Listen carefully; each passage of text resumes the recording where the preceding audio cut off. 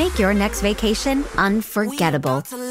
On Royal Caribbean's newest ship, Star of the Seas, it's everything you've loved about every family vacation you've ever been on, with mind-blowing thrills at the largest water park at sea, 7 onboard pools for every level of chill, more than 40 ways to dine and drink, and even more to enjoy at our award-winning private island, Perfect Day at Coco Cay. This is the new Star of the Seas. Click or tap the banner to find out more.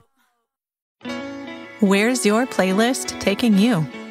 Down the highway? To the mountains? Or just into daydream mode while you're stuck in traffic? With over 4,000 hotels worldwide, Best Western is there to help you make the most of your getaway, wherever that is.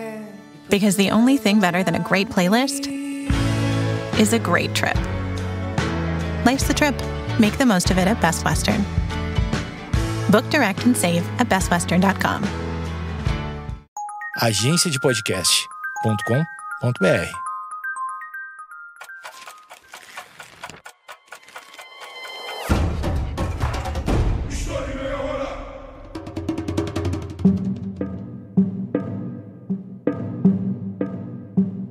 Existem algumas culturas que são ignoradas por nós.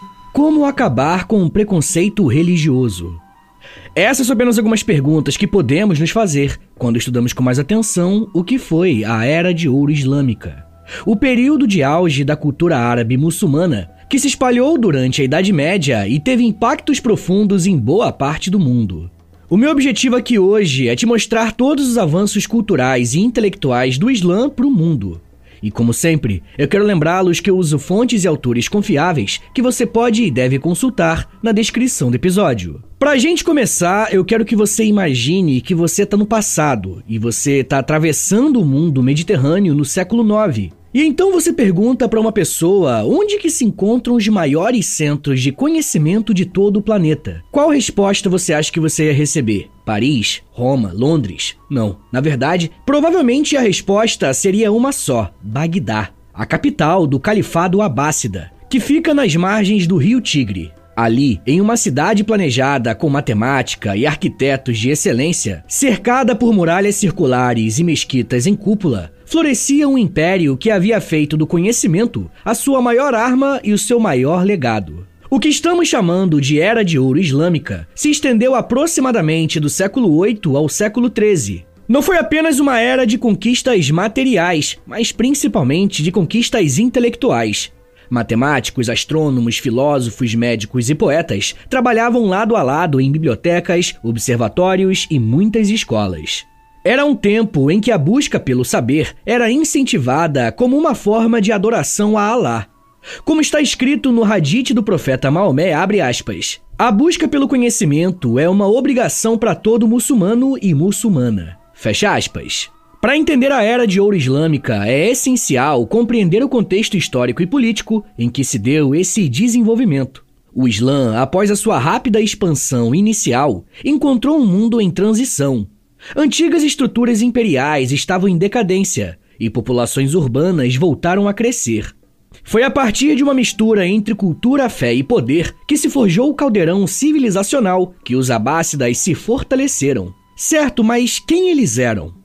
Tudo começa com a morte do profeta Maomé, em 632. Sem um sucessor claro, os seus seguidores elegeram Abu Bakr como primeiro califa, um termo que significa sucessor ou representante.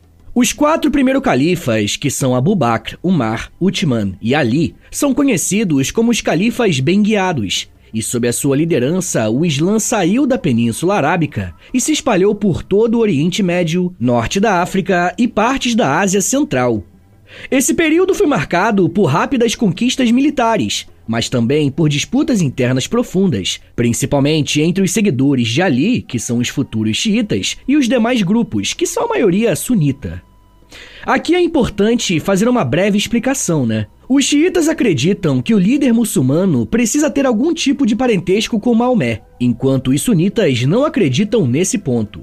Tem ainda outras diferenças, mas para o nosso episódio aqui hoje, isso já é o suficiente. Com o assassinato de Ali em 661, inicia-se a dinastia Omíada, com capital em Damasco. Os omíadas consolidaram a administração estatal, promoveram a língua árabe como idioma oficial do império e expandiram ainda mais o seu território, alcançando o sul da França a oeste e o Vale do Indo a leste. No entanto, o seu governo foi percebido como autoritário e marcado pelo elitismo, favorecendo a aristocracia árabe em detrimento aos recém-convertidos.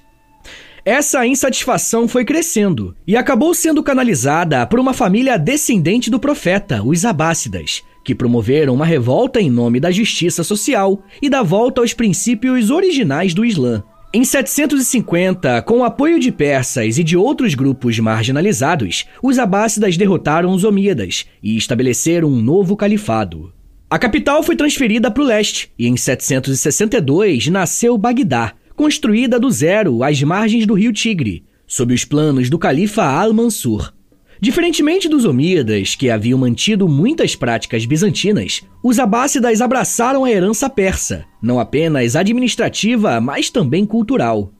Segundo o historiador Marshall Hodgson, abre aspas, os abássidas transformaram a linguagem do império. O árabe se tornou não apenas um idioma religioso, mas também o idioma do saber. Fecha aspas. A corte de Bagdá se tornou multicultural e multirreligiosa. Judeus, cristãos, zoroatristas e muçulmanos conviviam em torno de um projeto civilizacional que colocava o conhecimento como base do poder. Foi nesse contexto que o califa Al-Ma'mun, no início do século IX, fundaria a Casa da Sabedoria, Bait al-Hikmah, uma instituição única para a época. Não era apenas uma biblioteca ou centro de traduções. Era um polo de pesquisa ativa onde astrônomos, matemáticos, médicos e filósofos de diferentes partes do mundo se reuniam para traduzir, comentar, debater e produzir conhecimento. Obras gregas, persas, indianas e até chinesas eram lidas, reinterpretadas e muitas vezes superadas. Como explica o historiador Firas al-Khattab, abre aspas, os califas abássidas viam o conhecimento como uma extensão do poder divino. Traduzir Aristóteles não era traição à fé, mas um modo de compreender melhor a criação de Deus. Fecha aspas. Essa visão de que não havia oposição entre ciência e religião era um dos pilares que sustentava a atmosfera intelectual do período. Além da cultura da tradução, os abássidas foram responsáveis por uma revolução administrativa. O sistema fiscal foi reorganizado, o correio estatal foi ampliado e os serviços públicos passaram a operar com eficiência rara para a época. Bagdá chegou a ter mais de 1 milhão de habitantes e as suas instituições eram equiparadas às grandes cidades imperiais do passado, como Roma e Constantinopla. A cidade era dividida por distritos profissionais, tinha mesquitas, escolas, banhos públicos, bibliotecas e mercados. E não foi só Bagdá. Outras cidades floresceram sob o domínio abássida, como Cairo, Damasco, Basra e Samarra, cada um com seu perfil cultural e científico. Mais a oeste, a cidade de Córdoba, na Andaluzia, sob o califado omíada, que sobreviveu à queda no Oriente, se tornou outro polo da cultura islâmica, com universidades, bibliotecas e produção intelectual de altíssimo nível. Mas é importante notar que a Era de Ouro Islâmica não foi um período estático. Ela floresceu por conta de uma conjuntura específica, liberdade de pensamento, investimento estatal, contato intercultural com diferentes povos e valorização do conhecimento. Esse equilíbrio não foi algo pontual, muito pelo contrário. Ele se manteve durante pelo menos 4 séculos e produziu uma das eras mais brilhantes da história humana. Eczema isn't always obvious, but it's real.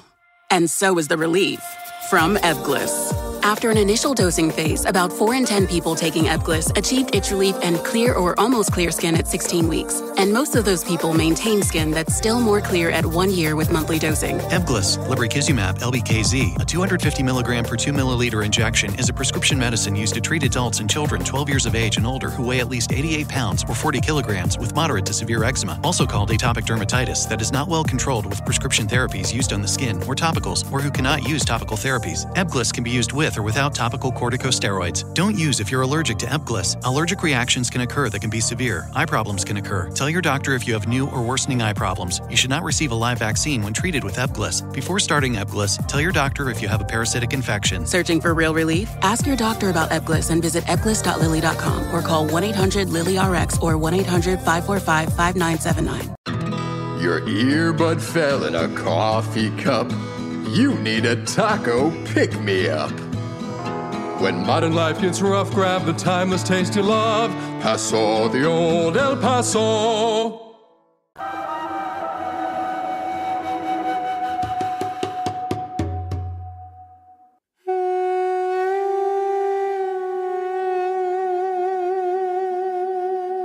Enquanto boa parte da Europa mergulhava nas disputas feudais e na dependência do clero para interpretar o mundo, em Bagdá, Córdoba e Cairo, o saber era investigado com um método científico aliado à prática espiritual. E é a partir dessa prática que surgiram nomes como Al-Khwarizmi, Ibn Sina, Al-Farabi, Al-Razi, Al-Hazen e Al-Biruni. Figuras que transformaram não apenas a história do Islã, mas a história da ciência. A Era de Ouro Islâmica não se resumia à preservação do saber antigo. Pelo contrário, o que mais impressiona nesse período é a capacidade de criação, sistematização e inovação. As ciências não eram tratadas como campos autônomos, mas como partes interligadas do esforço humano para compreender a criação divina. A busca pelo conhecimento era, acima de tudo, uma forma de adoração. E esse impulso deu origem a descobertas que moldaram o mundo moderno. Entre todos os campos do saber, talvez nenhum tenha sido tão transformador quanto a matemática. O nome mais famoso desse esforço é o de Muhammad ibn Musa al-Khwarizmi, que viveu durante o século IX em Bagdá e trabalhou na Casa da Sabedoria. O seu tratado mais influente, Kitab al-Jabr wal-Muqabala, que significa Livro da Restauração e do Balanceamento, é considerado o marco fundador da álgebra. Inclusive, a palavra álgebra deriva diretamente do termo al-Jabr, usado no título da obra. Ao contrário dos gregos, que viam a matemática como uma abstração geométrica, os matemáticos muçulmanos se preocupavam com problemas práticos, cálculos de herança, divisão de terras, impostos e construção civil. Al-Khwarizmi propôs métodos de resolução sistemáticas de equações lineares e quadráticas, criando uma abordagem algorítmica que influenciaria toda a matemática ocidental. Aliás, mais uma palavra, o termo algoritmo, vem da latinização do seu nome, algoritmi. Outro avanço foi a introdução do sistema de numeração indo-arábico na cultura ocidental. O conceito do zero, já presente na matemática indiana, foi adotado e ampliado pelos árabes, permitindo um salto em operações aritméticas e na representação de grandes quantidades. Citando mais uma vez Firas Al-Khattab, abre aspas, sem os números arábicos, a revolução científica europeia teria tropeçado na própria contagem. Fecha aspas. A trigonometria também se desenvolveu muito. Matemáticos como Al-Batani aperfeiçoaram funções trigonométricas e utilizaram senos e tangentes para resolver problemas em astronomia, engenharia e cartografia. A medicina islâmica da Era de Ouro não apenas preservou os textos de Hipócrates e de Galeno, os árabes os superaram. Um dos nomes centrais é Ibn Sina, conhecido no Ocidente como Avicena, autor de O Cânone da Medicina, em árabe Al-Qanun fi al-Tib, uma obra que por séculos foi o principal manual de medicina nas universidades europeias. O cânone sistematiza o conhecimento médico da antiguidade e do mundo islâmico, abrangendo diagnósticos, tratamentos, farmacologia, cirurgia, anatomia e higiene. Ibn Sina propôs a experimentação clínica, estudou doenças contagiosas, descreveu corretamente a natureza do diabetes e reconheceu a influência psicológica sobre o corpo físico. Além de Avicena, temos Al-Razi, ou Razes, que viveu em Bagdá no século IX. Considerado um dos maiores clínicos da história, ele foi o pioneiro no uso do álcool como antisséptico e escreveu tratados sobre varíola e sarampo, distinguindo essas doenças com base em sintomas claros, algo inédito para a época. Al-Razi também defendia a observação direta do paciente como forma de diagnóstico, sendo a origem do método empírico moderno. Os hospitais islâmicos da época, como o de Bagdá e o de Córdoba, eram instituições avançadas. Tinham alas separadas por tipo de enfermidade, salas de cirurgia, bibliotecas médicas, farmácias e um sistema de residência médica. Havia regulação profissional, exames para licenciamento e um código ético inspirado no Corão e nos ensinamentos do próprio Hipócrates. A medicina islâmica era, acima de tudo, humanista. Os médicos eram instruídos a tratar todos os pacientes com igualdade, fossem muçulmanos, judeus ou cristãos. Como afirmava Al-Raz, abre aspas, um médico que não trata o pobre como rico não é digno do seu ofício. Fecha aspas.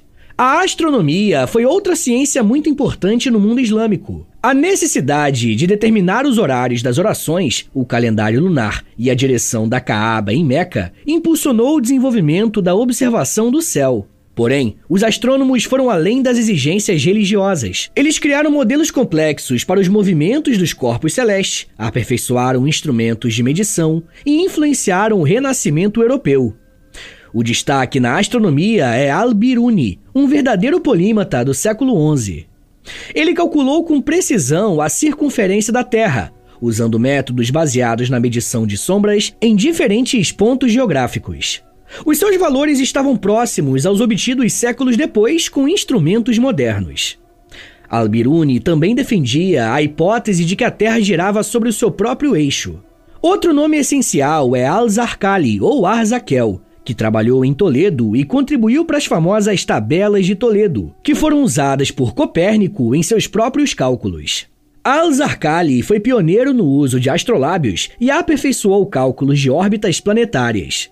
Os observatórios islâmicos, como o de Maraga, fundado no século XIII, eram centros sofisticados de observação e cálculo.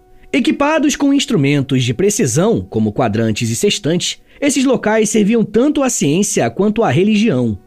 O astrônomo Nasir al-Din al-Tusi, que trabalhou nesse observatório, desenvolveu modelos planetários que, mais tarde, influenciaram Nicolau Copérnico. Como aponta Adim al-Khalili, abre aspas, os astrônomos islâmicos estavam a um passo de quebrar o modelo geocêntrico muito antes do Ocidente ousar fazê-lo. Fecha aspas. E eu não sei se você sabia disso, mas o termo química deriva diretamente do árabe alquimia, e não é por acaso.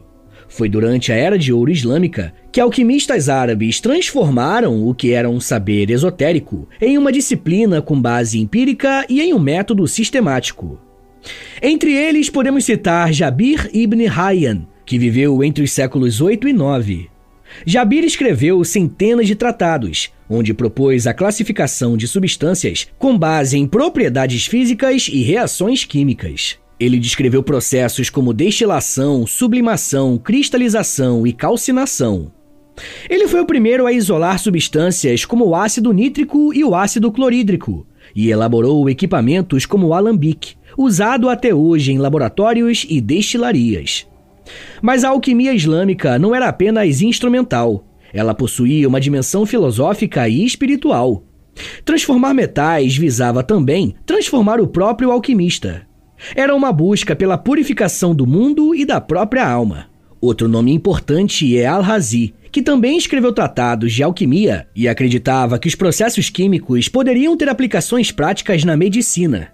Ele criou substâncias anestésicas, sabões e cosméticos, e desenvolveu um sistema de classificação de minerais e compostos que influenciaria a química europeia da Baixa Idade Média. A contribuição muçulmana para a química foi tão profunda que muitos termos atuais também têm origem árabe. Álcool vem de alcool e alcali vem de algali. Elixir, enxaqueca, enfim, tem muitas palavras no nosso vocabulário que têm origem árabe e a gente pouco estuda, né? Pessoal, eu já quero falar mais sobre os outros aspectos da Era de Ouro do Islã e como que esse fenômeno lidou com o próprio passado. Mas me dá um minutinho aí, tá, gente, que daqui a pouco a gente volta e eu falo um pouco mais sobre tradição, tradução, legado, memória e justiça histórica. Segura aí, que é um minutinho só.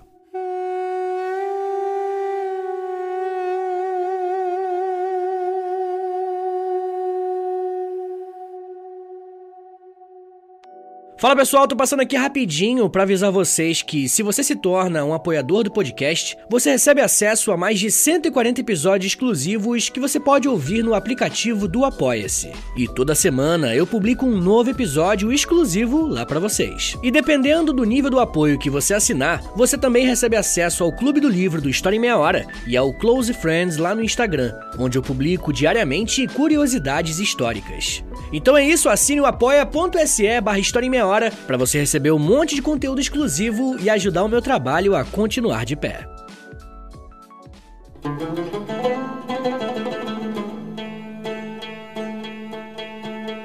Abre aspas. Durante séculos, enquanto o mundo ocidental ainda engatinhava, o mundo islâmico corria, e fazia isso com curiosidade, método e ousadia. Fecha aspas.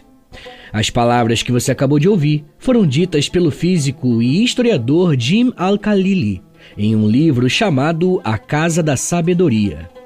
O que ele está demonstrando aqui, e que pouca gente sabe, é que o mundo árabe e muçulmano também foi um polo de conhecimento e tecnologia, como eu estou apresentando até esse momento. Muitas vezes, por conta de preconceitos, a gente acaba ficando sem saber de muitas das descobertas muçulmanas e dos seus impactos no mundo.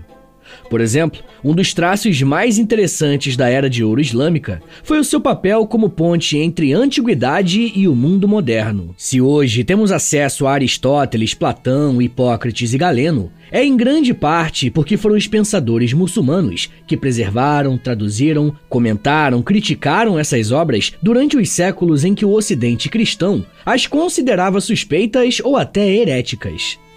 Mas a influência do mundo clássico não foi apenas de preservação. Ela alimentou um dos debates mais sofisticados da história do pensamento humano, o embate entre razão e revelação. Tudo começou com um projeto de tradução. Durante os séculos 8 e 9, em instituições como a Casa da Sabedoria, tradutores cristãos, judeus e muçulmanos trabalharam juntos para levar ao árabe textos filosóficos e científicos originalmente escritos em grego, persa, siríaco, sânscrito e latim. Obras de Aristóteles, Platão, Euclides, Galeno e Plotino foram traduzidas e estudadas. Essa tarefa também foi interpretativa, ou seja, muitos desses textos chegaram ao mundo árabe acompanhados de comentários e análises que os tornavam mais acessíveis, atualizados e aplicáveis ao novo contexto islâmico. Dentre os grandes tradutores se destaca Hunayn ibn Ishaq, um cristão nestoriano que traduziu dezenas de textos médicos e filosóficos. Suas versões, principalmente dos tratados de Galeno, foram por muito tempo mais influentes do que os originais gregos.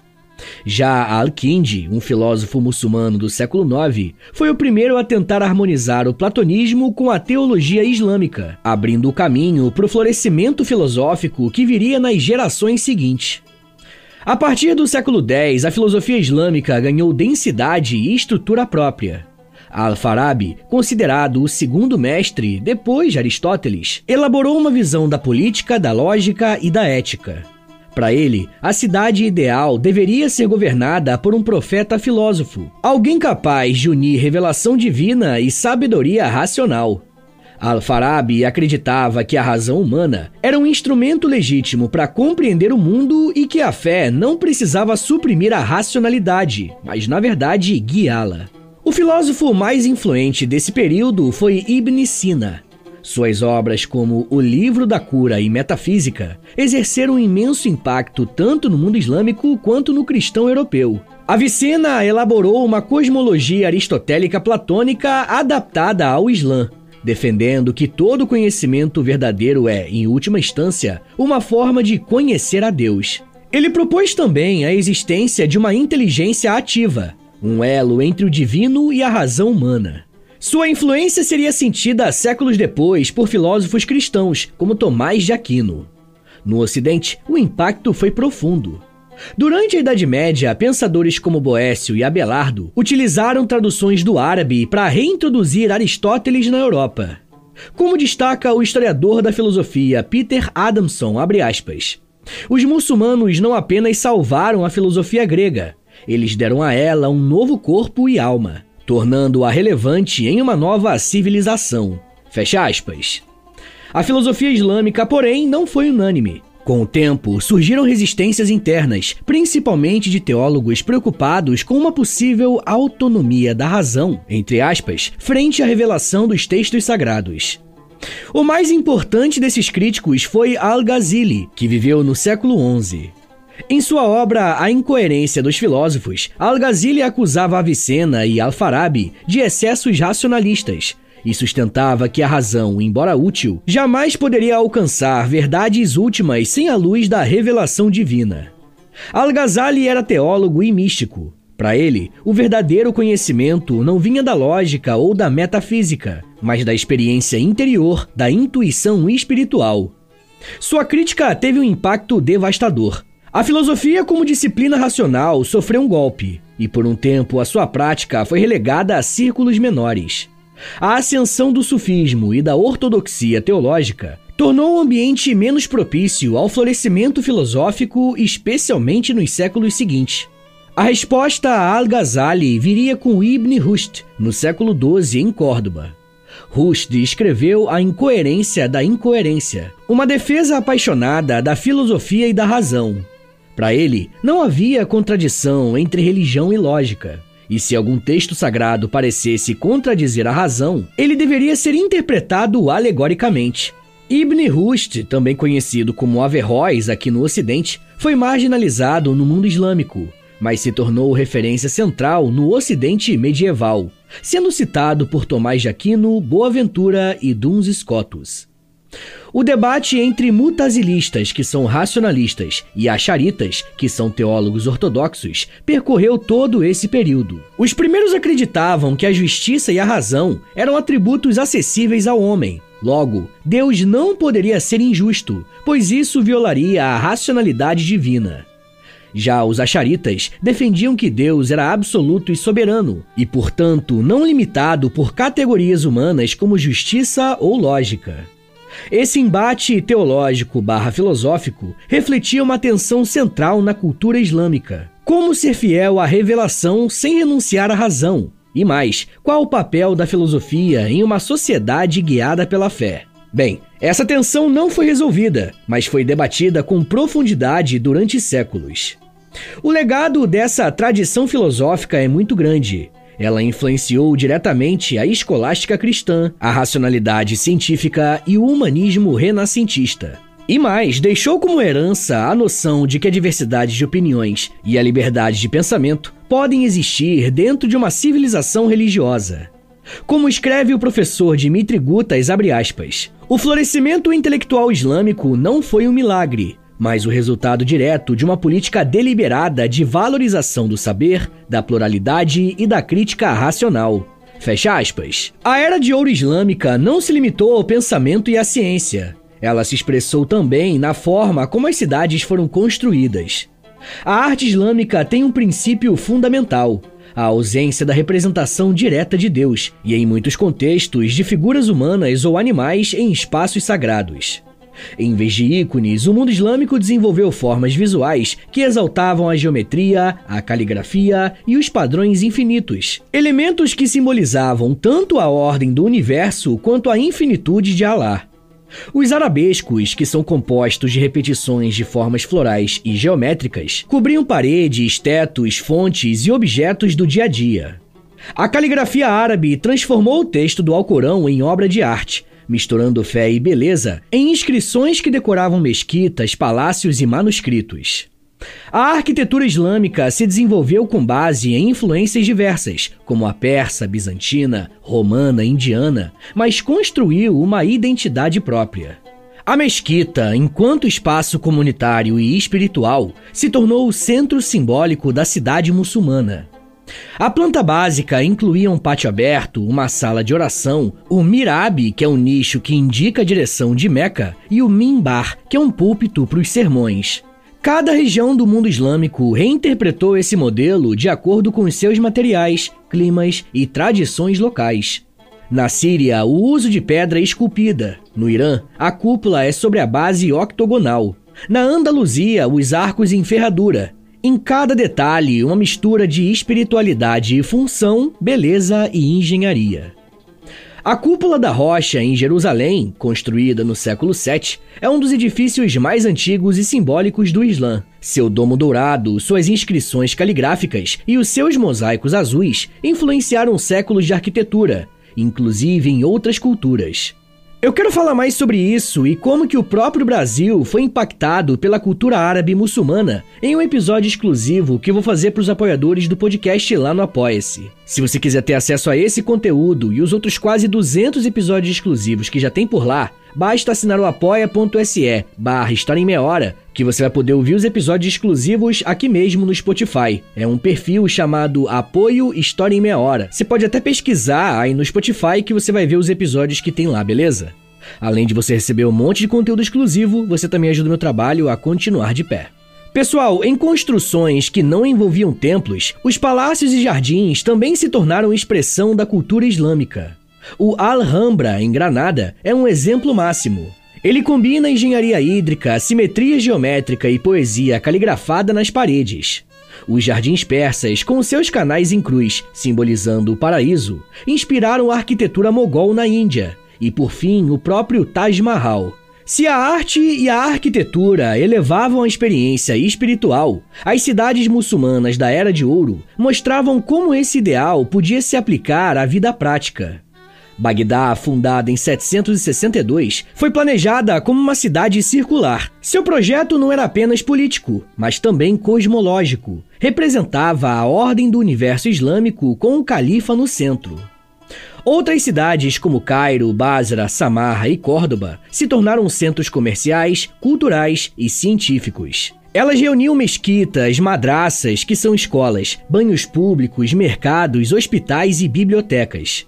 A vida urbana islâmica valorizava o espaço público. As madraças foram fundamentais para a valorização do conhecimento. Ali ensinava-se gramática, direito, lógica, retórica, ciências naturais e até poesia.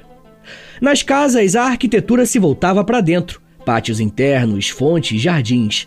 A intimidade era preservada, mas o convívio comunitário era incentivado. Mulheres participavam da vida urbana, com limitações dependendo da época e do local, mas podiam ser educadas, comerciantes e até financiadoras de obras públicas. Como afirma Tariq Ramadan, abre aspas, as cidades islâmicas não eram apenas espaços físicos, mas projetos éticos.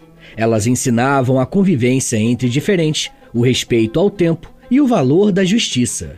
Fecha aspas. Diante de todos esses exemplos, podemos concluir que a cultura islâmica da Era de Ouro valorizou ao mesmo tempo a beleza, a funcionalidade, o conhecimento e a vida espiritual.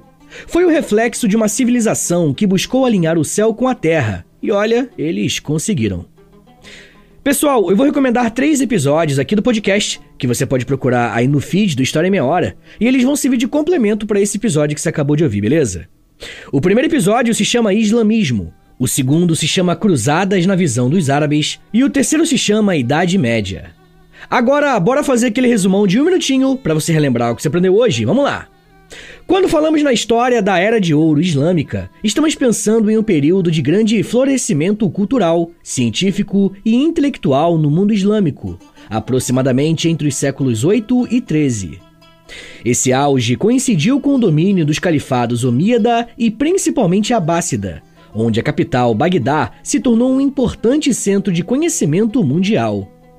A fundação da Casa da Sabedoria em Bagdá, no século IX, foi símbolo desse movimento, reunindo estudiosos muçulmanos, cristãos e judeus que traduziam obras da Grécia Antiga, Índia e Pérsia para o árabe.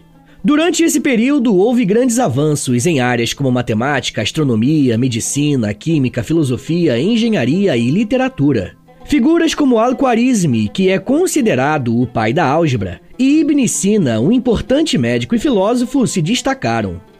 A medicina islâmica influenciou profundamente a ciência europeia, principalmente na Idade Média.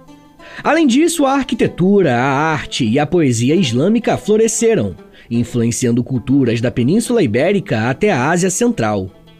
A tolerância religiosa, em diversos momentos, também permitiu a convivência e o intercâmbio entre diferentes tradições intelectuais, elemento que é falsamente usado para acusá-los de intolerantes e violentos, onde grupos radicais e terroristas são usados como espantalhos para que todo o povo muçulmano seja generalizado e a desumanização desse povo acabe acontecendo e genocídios sejam justificáveis. Mas isso já é um papo para uma outra meia hora.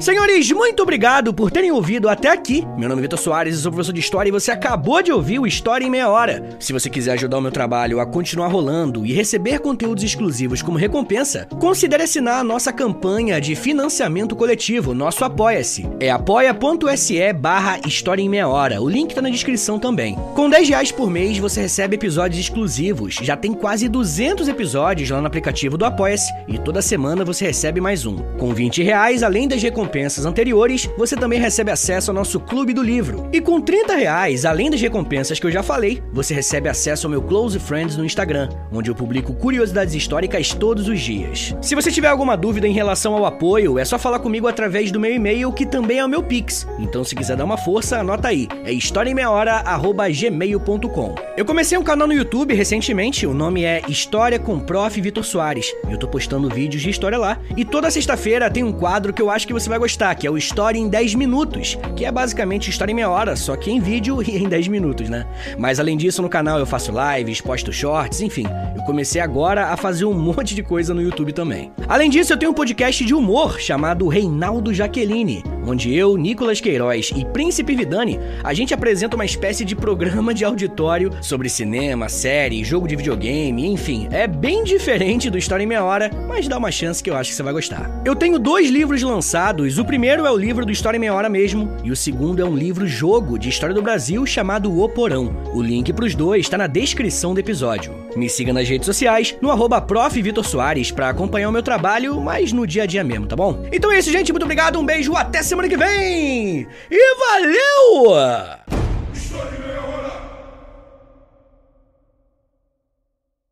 New season, new chaos in college football. Let's go! Big stage, big opportunity. This Labor Day weekend, the wildness lives on ABC, ESPN, and the all-new ESPN app. What a way to start! Featuring top 10 teams like Clemson, Notre Dame, Alabama, and LSU, and Bill Belichick's debut at North Carolina. It's so special when these teams collide. Don't miss a lineup filled with electric matchups. Welcome back to college football. Kickoff week presented by Modelo. Labor Day weekend on ESPN and ABC. Also available to stream on the all-new ESPN app.